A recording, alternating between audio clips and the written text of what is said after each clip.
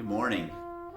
Earlier in the pandemic, my family actually enjoyed teasing me, even laughing at me a little bit, because I just waited every week for TV personality John Krasinski to come out with his YouTube show that he called Some Good News.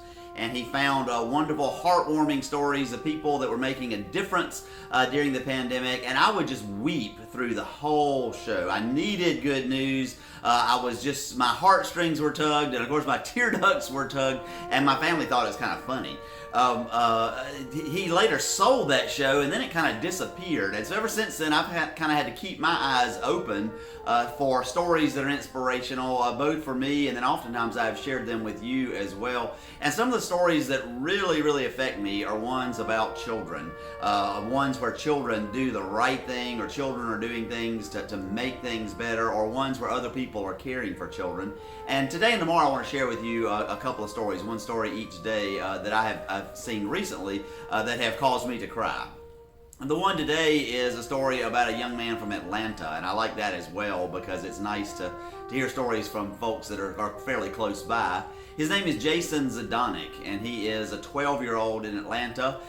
He has been playing the trumpet for some time, and he got an idea last summer that he wanted to go to the hospital at Emory and play the trumpet for people who were working there at the hospital. And so he did. He went one day turned into two, and the next thing you know, he had played the trumpet 100 days for the people at the hospital. And just this week, he was recognized and honored for that. And I want you to see a little news report about Jason.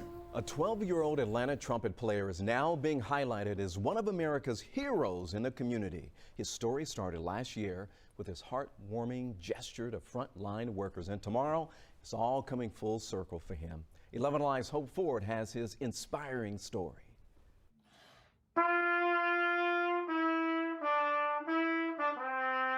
Two weeks ago, Jason Zagans was a typical 7th grader with a passion for music.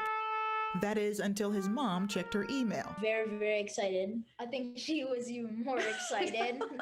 It was kind of crazy to get an email with a presidential seal on it in your inbox. The email was an invitation for Jason to play at President-elect Joe Biden's inaugural parade. I did start practicing basically right away. We first met Jason last year during the early days of the pandemic, when he would play his trumpet outside of Emory Hospital to salute healthcare workers every single night for an impressive amount of time. 100 days. Jason got the idea from his idol, New York Philharmonic trumpeter Ethan Binsdorf, who played concerts for people above his Manhattan apartment. Jason discovered he would play a duet with Ethan for the inauguration. That's really exciting for me. To get the opportunity to play with this guy we've only seen and heard on TV and all that was really cool. Since the two would play together, we asked Ethan to surprise Jason during our interview.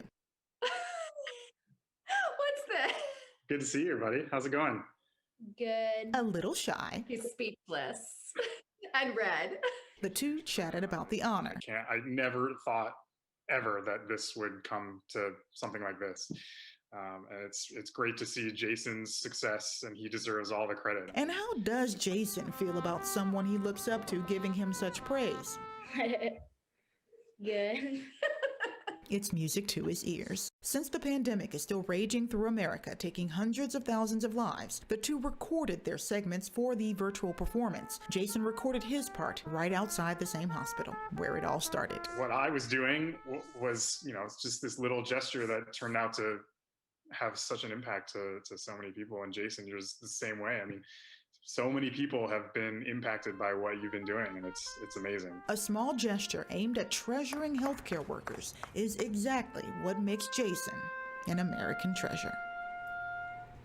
That encourages me so much, and that's an important word because it brings to mind for me a Bible verse that's pretty powerful for me. 1 Thessalonians 5:11 says, "Therefore encourage one another and build up each other as indeed you are doing." We need to examine our actions and decide, is what I am doing encouraging? Is it building up, or is it somehow tearing down and being discouraging? And we are called to be encouragers, called to be people who build up. And so I want to encourage you this day to take a cue from Jason and find some way to encourage and build up another or others on this day. It probably won't be the way that Jason did it. If I took my trumpet, not that I have one, if I took a trumpet to the hospital and began to play, I would probably be arrested for disturbing the peace rather than encouraging other people. But find a way out of your gifts and your talents to encourage and build up someone this day. And who knows, you may do it again tomorrow and the next day and for a number of days. And who knows, you may one day get an email with the presidential seal on it. Whether you do or not isn't important, of course. What is important is that we encourage and we build each other up. And we can do these things, of course, because God is with us. Amen.